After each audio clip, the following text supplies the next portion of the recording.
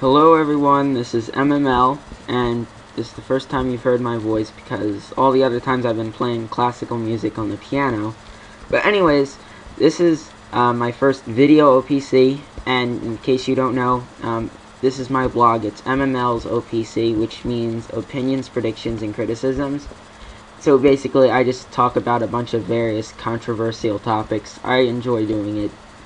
I also enjoy writing, which is why before I've been writing it, but lately I've gotten lazy, so I decided I would try doing a video version and see how it turned out.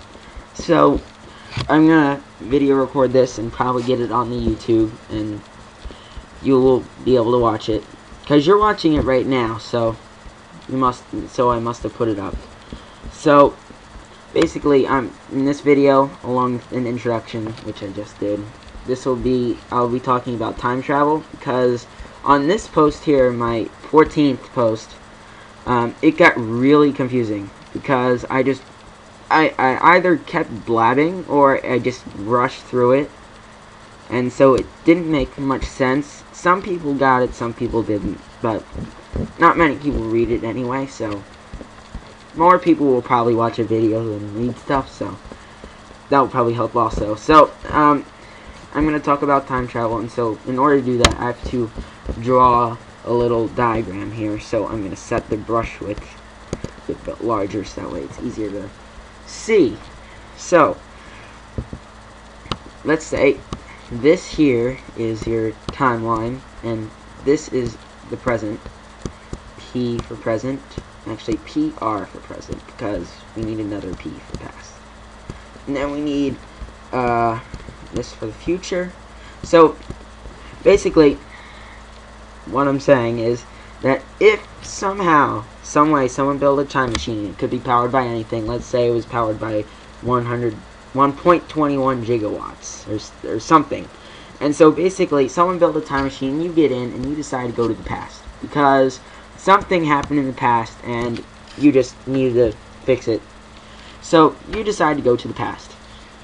But what happens when you go to the past is that just because you are there at your age and you're from that time, the timeline instantly skews. So I'm gonna explain this a bit further. But basically, at that time in this timeline here, there was a certain amount of people on the world, right? In the world. And so basically, because you went back, that instantly just makes it one more.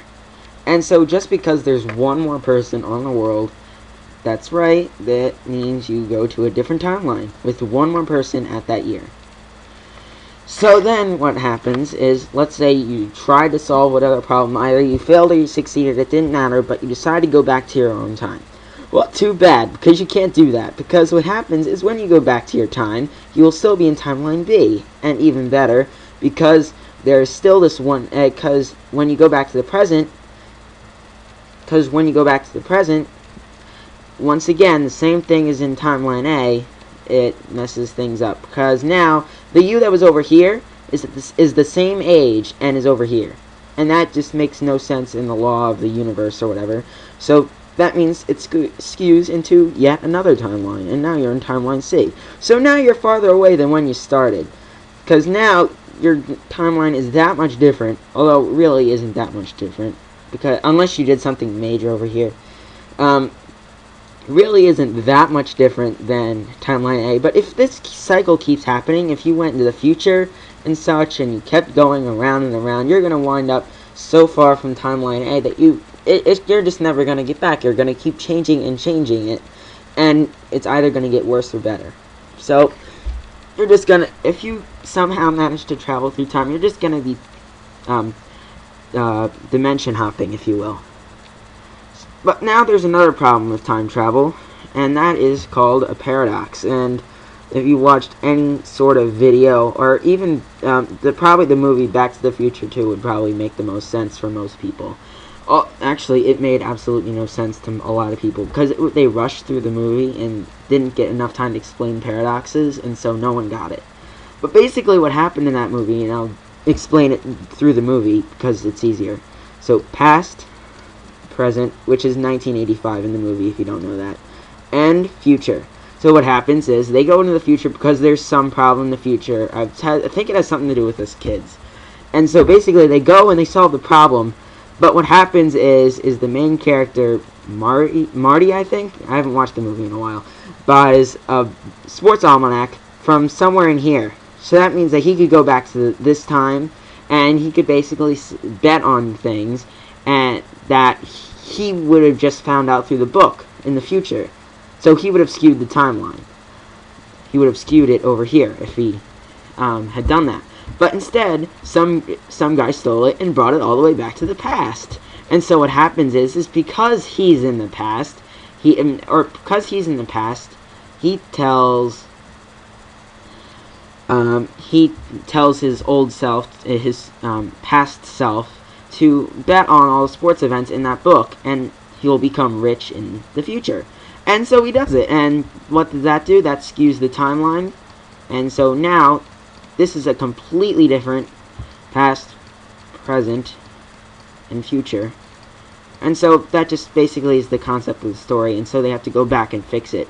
But of course, like I said earlier, they don't appear on the same timeline. Anyways, back to paradoxes. What a paradox is it's actually quite simple, except they never explain it well whenever they explain it. Basically, if something happens and you go back to the past, and let's say for some reason you kill yourself, well then how can you travel back to the past? The answer, in my opinion, is quite simple, because when you go back to the past, like I said, you just go to a different timeline. And I'm going to go back to this timeline thing again.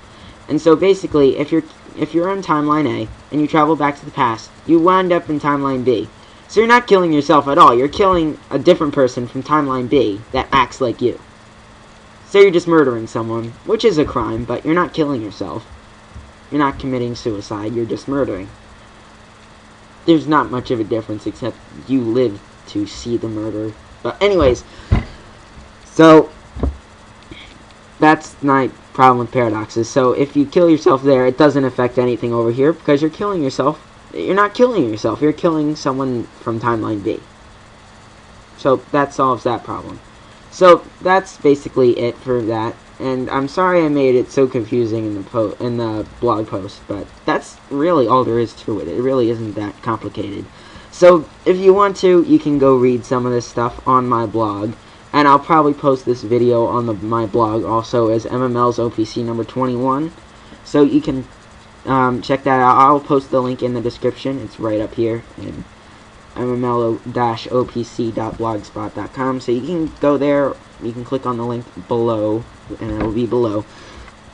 And so you can go here and read some of this stuff, and there's some cool stuff here. So anyways, if there's anything you want me to talk about in any future OPC video, then feel free to post in the comments section, and I will be certain to try and get to it if I think it's controversial enough and I'm kind of interested in the topic. Because if it's something like about the Teletubbies or something, I'm not going to do a video on that, because that's just stupid. And the Teletubbies are stupid. They just go shout again, again, again. But anyways, that's completely off topic. And so I'm going to end the video now. So I will keep posting videos probably, and along with the classical music. So just rate, comment, do the thumbs up thing on YouTube, and subscribe. So, bye.